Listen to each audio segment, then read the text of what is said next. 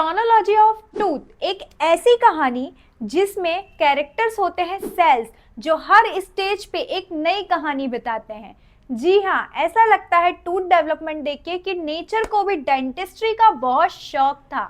मैं डॉक्टर वैष्णवी आज आपको पढ़ाने वाली हूँ क्रोनोलॉजी ऑफ टूथ डेवलपमेंट, जो कि हमारा नया टॉपिक है। अब मैं आपको बताती हूँ कि क्रोनोलॉजी ऑफ टूथ डेवलपमेंट हमें क्यों पढ़ना है। Chronology of tooth development university में पूछा जाता है, इससे क्वेश्चंस इरप्शंस पूछे जाते हैं कि टूथ का इरप्शन कैसे होता है, स्टेजेस पूछ ली जाती है, morphological stages, physiological stages of tooth development. तो चलिए आज का हम टॉपिक अपना स्टार्ट करते हैं, पर टॉपिक स्टार्ट करने से पहले मैं आपको बता दूं कि वीडियो को एंड तक देखिए, क्योंकि वीडियो के एंड में मैं आपको बताऊंगी कि यूनिवर्सिटी में आपको इसके नोट्स कैसे बनाने हैं, इसको कैसे लिखना है, और एक एमसीक्यू भी हम सॉल्व करेंगे। तो चलिए हमारा टॉपिक हम स्टार्ट करते हैं। Chronology of tooth development. Tooth development की क्या क्या क्रोनोलॉजीज होती है, इसका इंट्रोडक्शन है ये सबसे पहले। तो चलिए हम अब इंट्रो का पार्ट स्टार्ट करते हैं। Humans have two sides of teeth. Humans के पास टू साइड्स ऑफ टीथ होते हैं। जैसे कि मैंने अपने पहले वीडियोस में भी बताया कि भाई इंसानों में, ह्यूमंस में दो साइड्स होते हैं दांतों के। एक वो दांत जो बचपन में आते हैं और दूसरे वो दांत जब बचपन के जो हमारे दूध के दांत होते हैं वो झड़ने के बाद आते हैं, यानी कि परमानेंट दांत। तो हमारे टू साइड्स ऑफ टीथ होते हैं ह्यूमंस में।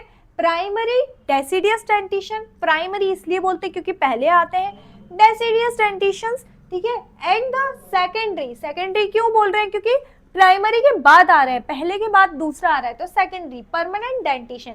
जब दूध के दांत झड़ जाते हैं तब कौन से आते हैं, हमारे परमानेंट डेंटिशंस आते हैं, which contain 20 and 32 teeth respectively in both dentitions. ठीक है, दोनों डेंटिशंस में टोटल कितने दांत होते हैं, 20 और 32।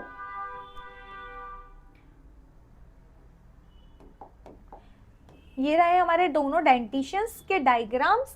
ठीक है, ये हमारे डेसिडियस डेंटिशन का डायग्राम है और ये हमारे परमानेंट डेंटिशन का डायग्राम है। डेसिडियस में हमारे टोटल कितने दांत होते हैं, 20 होते हैं, 10 ऊपर 10 नीचे। ठीक है, 10 ऊपर और 10 नीचे, टोटल 20। और परमानेंट में हमारे होते हैं 16 ऊपर और 16 नीचे, तो टोटल कितने हो गए, 32। ठीक है, तो ये हमारे दूध के दांत और परमानेंट दांत का डायग्राम है जो मैंने आपको बता दिया है। अब हम चलते हैं अपने आगे। Not all the teeth are formed and appear in oral cavity at same time. सारे दांत, not all the teeth are formed and appear in oral cavity at same time. सारे दांत एक ही टाइम में हमारी ओरल कैविटी, ओरल कैविटी क्या होती है, हमारी मुंह, हमारे मुंह को हम क्या बोलते हैं, ओरल कैविटी बोलते हैं। ये क्यों, ठीक है, ये रहा हमारा मुंह। ठीक है, ये क्या होता है, जब हम मुंह खोलते हैं, मुंह खोलो अपना, खोलो। ठीक है, तो जब हम मुंह खोलते हैं तो वो क्या होती है, हमारी ये ओरल कैविटी होती है। क्या होती है, ओरल कैविटी। तो जो हमारी ओरल कैविटी है उसमें सारे दांत एक ही टाइम पे नहीं आ जाते कि दूध के दांत भी आ गए, परमानेंट भी आ गए, ऐसा नहीं होता। या ऐसा नहीं होता कि दूध के दांत पूरे इकट्ठे ही आ गए एक साथ, ऐसा नहीं होता है। सबका अलग अलग टाइम होता है आने का। ठीक है, वो अपने सीक्वेंस में आते हैं, लाइन वाइज आते हैं। ठीक है, आप लोग की तरह नहीं भीड़ में घुस जाते हैं। ठीक है, अब चलते हैं हम दूसरे। सम टीथ आर कंप्लीट, 1 2 3, यहाँ से फिर से बोल रही हूँ मैं ये लाइन। अब हम चलते हैं अपने नेक्स्ट पॉइंट पे। Some teeth are completed before others are formed. ठीक है, कुछ टीथ पहले आ जाते हैं दूसरे टीथ आने से पहले, यानी कि दूसरा दांत बन रहा है और कुछ वो दूसरा दांत आ चुका है। जैसे सेंट्रल इंसाइजर आ गया और लेटरल इंसाइजर अभी बन रहा है, resulting in different time of eruption. Result क्या देता है कि टाइम ऑफ इरप्शन सबका अलग अलग हो जाता है for different group of teeth. सारे टीथ, जैसे कैनाइन है उसका कुछ अलग इरप्शन टाइम होगा, इंसाइजर है उसका कुछ और इरप्शन टाइमिंग होगा। ठीक है, नेक्स्ट पॉइंट है development of teeth, timing and pattern of their eruption is essential for all clinical fields of dentistry. Dentistry में ये जानना बहुत जरूरी है कि कौन से दांत का डेवलपमेंट कब हो रहा है, किस टाइमिंग में हो रहा है या किस पैटर्न में हो रहा है। क्यों, क्योंकि इससे बहुत सारी डिटेल्स हमको पता चल जाती है। जैसे फॉरेंसिक हो रहा है, ठीक है, तो उसमें भी हमको पता चल जाता है कि भाई ये अगर ये है स्कल है तो ये किसका हो सकता है। ठीक है, टीथ कितने दिख रहे हैं, है ना, कौन सा टीथ आने वाला था, ये सारी चीज़ें देख के हम बता सकते हैं। तो ये फील्ड ऑफ डेंटिस्ट्री में बहुत इंपॉर्टेंट होता है। फॉर एग्जाम्पल एंड अंडरस्टैंडिंग, और ट्रीटमेंट्स के लिए भी ये यूज़ कर सकते हैं हम कि भाई किस चीज़ का कब टाइम है आने का, तो उस हिसाब से हम ट्रीटमेंट भी करते हैं। For example development of teeth, jaw and skull as whole is essential for orthodontic treatment.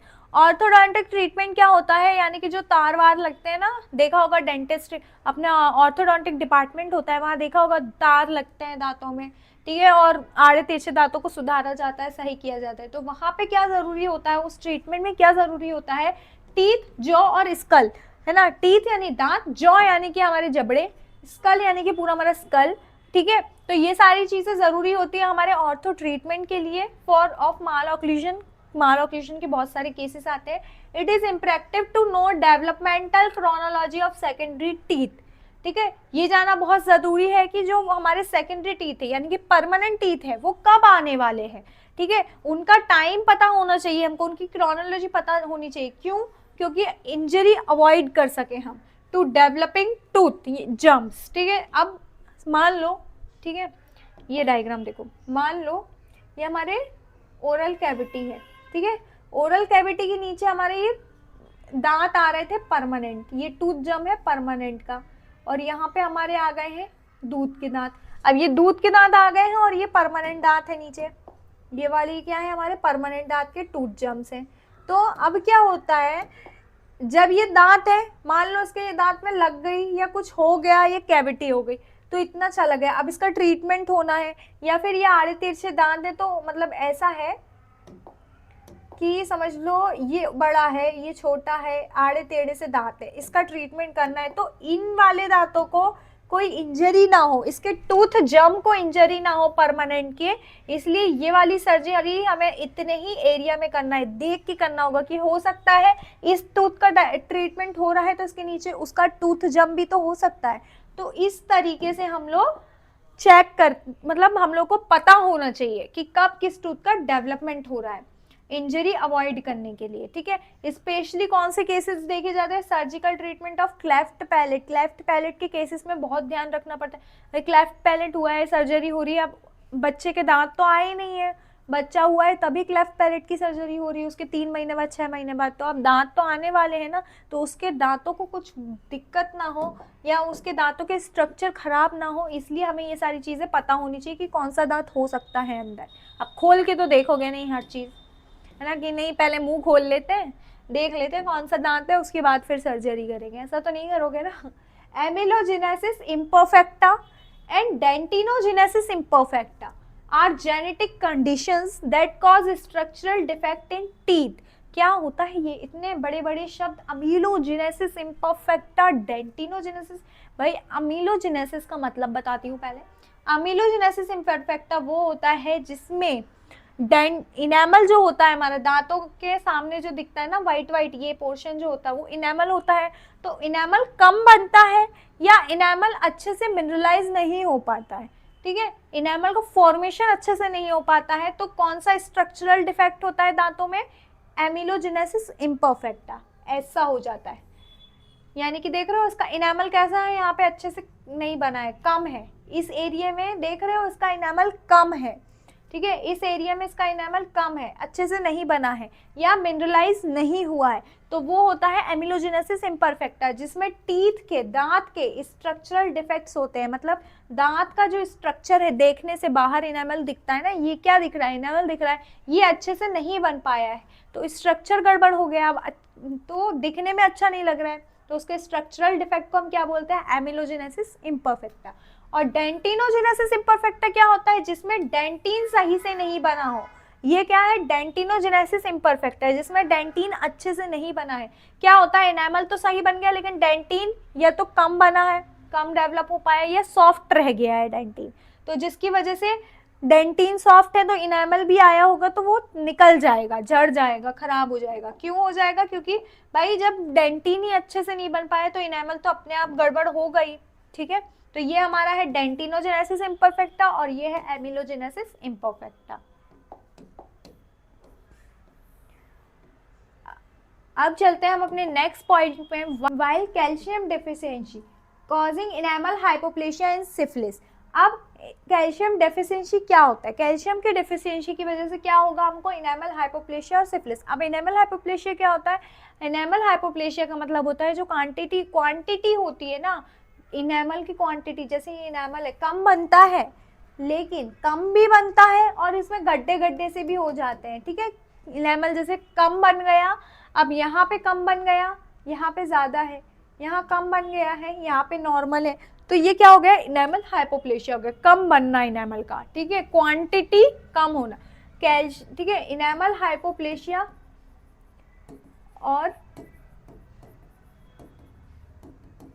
और एमिलोजेनेसिस इम्परफेक्टा, दोनों में क्या हो रहा है? इनेमल कम बनता है इसलिए हो रहा है, ठीक है। इसमें मिनरलाइजेशन भी कम हो, मिनरलाइजेशन सही से नहीं हुआ है इसलिए भी हो सकता है।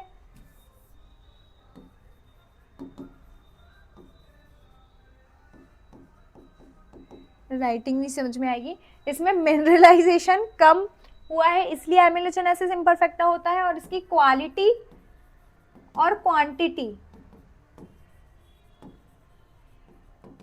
इनेमल की, है ना, इनेमल की क्वालिटी और क्वांटिटी दोनों ही क्या होती है? कम होती है।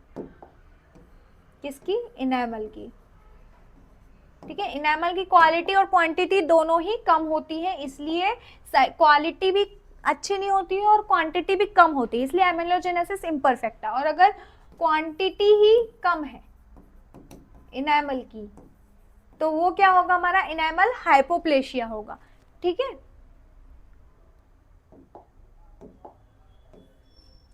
Injection of drinking water that contain excessive fluoride contained during the formative year of teeth may lead defective enamel formation।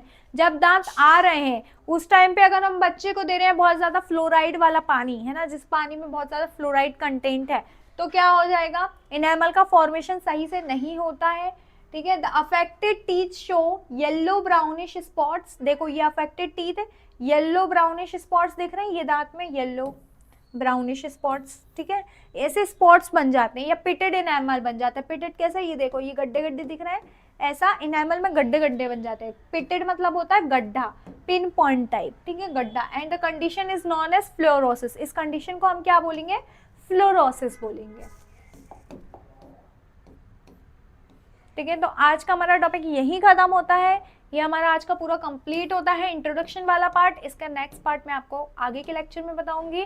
तो चलिए अब मैं आपको बताती हूँ कि भाई यूनिवर्सिटी में आपको इसे कैसे लिखना है। तो यूनिवर्सिटी में लिखने का तरीका है भाई, इसमें से कुछ इतना आएगा नहीं, ठीक है, इतना नहीं आता इंट्रो वाले पार्ट में, बट हाँ अगर आप जनरली टूथ डेवलपमेंट स्टार्ट कर रहे हो, ठीक है, आंसर दिया, डेवलपमेंट ऑफ टूथ क्वेश्चन पूछ लिया, तो उसमें इंट्रोडक्शन लिखना होता है। तो इंट्रोडक्शन एक हेडिंग डाल के आप ये लिख सकते हो, human have 2 sets of teeth in their dentitions, तो प्राइमरी सेकेंडरी 20 और 32 टीथ होते हैं, ठीक है, और not all teeth are form appear in oral cavity at same time. उसके बाद डेवलपमेंट ऑफ टीथ का अलग अलग टाइमिंग होता है, इतना बता सकते हो आप। उसके बाद आपसे पूछा जा सकता है एमिलोजेनेसिस और डेंटिनोजेनेसिस इम्परफेक्टा की डेफिनेशन, ठीक है, तो इसकी डेफिनेशन आपको याद रखनी है क्योंकि इसकी डेफिनेशन आपसे पूछी जा सकती है। और कैल्शियम डेफिशिएंसी आपको एमसीक्यू में पूछा जाता है कि इसकी डेफिशिएंसी से क्या डिजीज हो सकती है, बस इतना ही आएगा इससे। अब हम देख लेते हैं भाई, पूरा लेक्चर में आप लोग सो रहे थे या जाग रहे थे, एमसीक्यू चेक कर लेते हैं। तो आज का हमारा एमसीक्यू है with genetic conditions that cause structural defects, ठीक है। टूथ में स्ट्रक्चरल डिफेक्ट्स कौन से जेनेटिक कंडीशन होती है जो स्ट्रक्चरल डिफेक्ट्स कराती है टूथ में? तो हमारे पास 4 ऑप्शन है, amelogenesis imperfecta, leukoplakia, lichen planus, OSMF.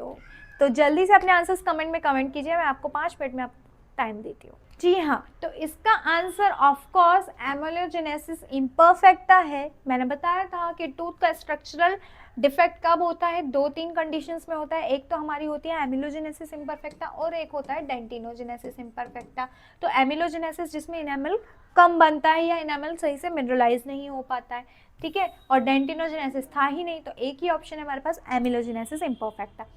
आज का हमारा टॉपिक यहीं खत्म होता है, मिलते हैं हम अपने नेक्स्ट टॉपिक में जो कि होने वाला बहुत interesting, stages of tooth development की स्टेजेस पर। तो मिलते हैं हम अपने नेक्स्ट वीडियो में।